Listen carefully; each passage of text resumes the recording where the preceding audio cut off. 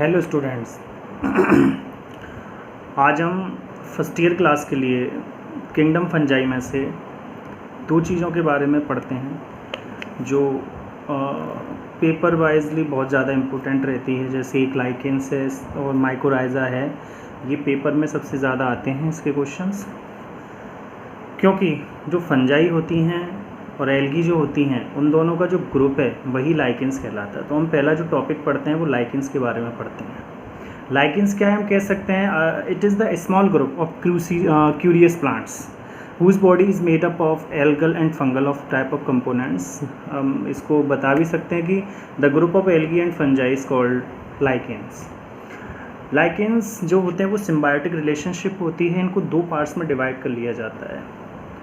Lichens का वह group जिसमें एल्गल एल्गी जैसी चीज़ें होती हैं, जो एल्गी वाला जो ग्रुप होता है उसको हम फाइकोबायोन्ट या फाइकोबायोन्ट कहते हैं, और जो फंगल वाला होता है उसको माइकोबायोन्ट कहते हैं। फाइको का मतलब होता है फोटोसिंथेसिस से रिलेटेड, माइकोबायोन्ट का मतलब होता है डेड एंड डिकिंग ऑर्गेनिक सब्सटेंसेस पर डिपेंड रहने वाले ऑर्गेनिज्म।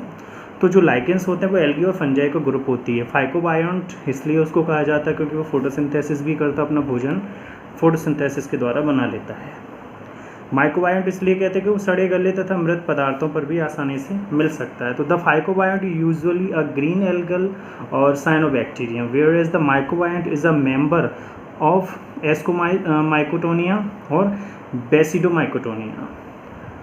इसका जो डिस्ट्रीब्यूशन हम कर सकते हैं तो लगभग जो लाइकेंस है उसके 400 जेनरा पाए जाते हैं और लगभग 1500 स्पीसीज इसकी मिलती हैं। तो 400 जीन्स इसके प्रेजेंट हैं, जीनस और 15,000 स्पीसीज इसकी लाइकेंस की मोस्टली पाई जाती हैं। ये वर्ल्ड के सभी पार्ट्सों में मोस्टली मिल जाता है। Most part distributed of the most part of the world. They usually grow on the back of tree, barks of tree, dry logs of wood, bare rocks and other similar situations.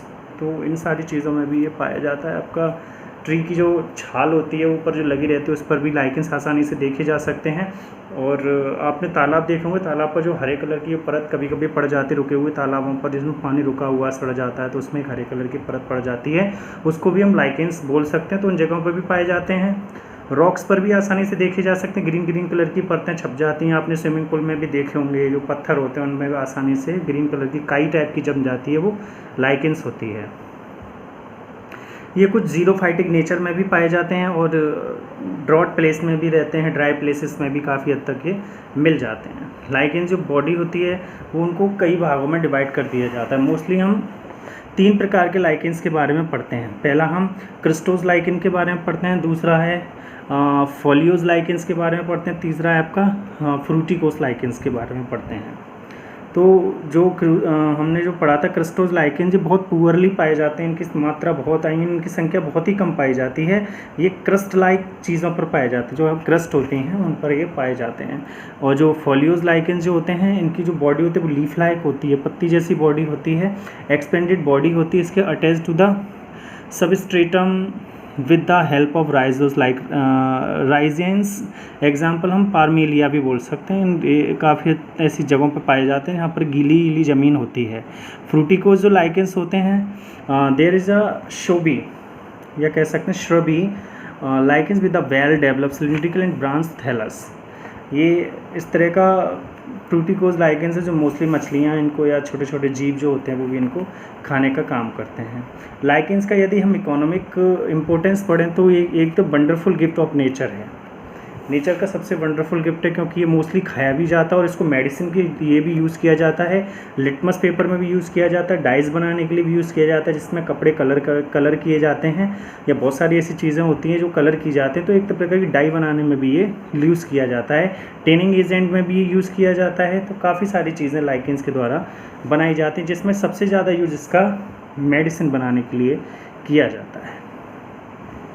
उसके बाद हम mycorrhiza पढ़ते हैं। Mycorrhiza क्या होते हैं, तो a symbiotic relationship between fungal hyphae and roots of higher plants is known as mycorrhiza.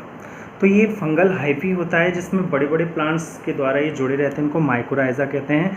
जैसे मान लीजिए प्लांट है एक, तो प्लांट की जो जड़ें होंगी नीचे, कभी कभी उन जड़ों से कुछ ऐसे रिएक्शंस हो जाते हैं या कुछ फंजाई के ऐसे कण होते हैं, कह सकते हैं फंगल के ऐसे स्पोर्स होते हैं जो उनकी जड़ों से टकरा जाते हैं, उनमें से एक नए प्रकार का पौधा टाइप का या नए प्रकार की फंगस जैसी चीज़ हाइफी टाइप की उग जाती है।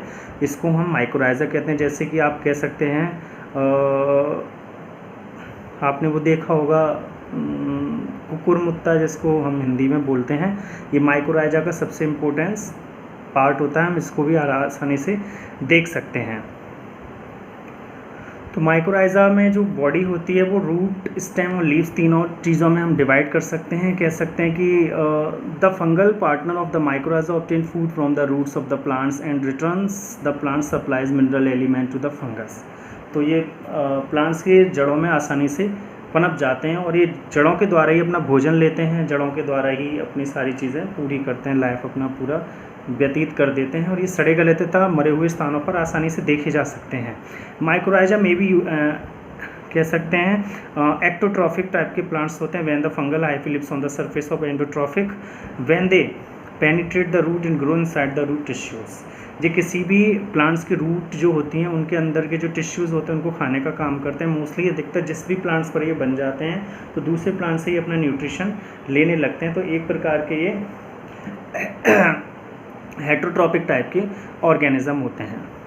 तो ectotrophic type of mycorrhiza find the rootlets are enveloped by the sheath pseudoparenchymatous fungal tissues and sand branches live inward in cortical cells।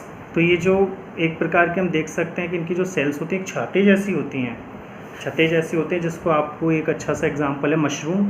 काफ़ी हद तक मार्केटों में जो मिल जाता है और लोग बाग इसको खाते भी हैं। तो मशरूम एक प्रकार का अच्छा एग्जांपल रहेगा माइकोराइज़ा के लिए, क्योंकि ये फंगल हाइफी माइकोराइज़ा जो होता है वो एक सड़े गले स्थानों पर आप लोगों ने देखा हो, लेकिन जो उसकी जड़ें होती है वो नीचे तक जाती हैं और जाने के बाद उसके आसपास कुछ प्लांट्स होते हैं उनसे वो जुड़ जाती हैं और उन्हीं प्लांट्स की रूट्स में जो मिनरल्स होते हैं, न्यूट्रिएंट्स होते हैं, उन्हीं से अपना न्यूट्रिएंट्स लेने लगते हैं। तो फंगल आज हमने किंगडम फंजाई में ये सीखा कि आखिर लाइकेंस और माइकोराइज़ा क्या होते हैं। क्लास फर्स्ट ईयर के लिए हमने जाना, तो उसमें आगे की वीडियो हम बनाएंगे, फिर आपको बताएंगे कि और नई नई चीज़ें कि वो चीज़ें क्या होती हैं और किससे रिलेटेड होती हैं। तब तक के लिए नमस्कार।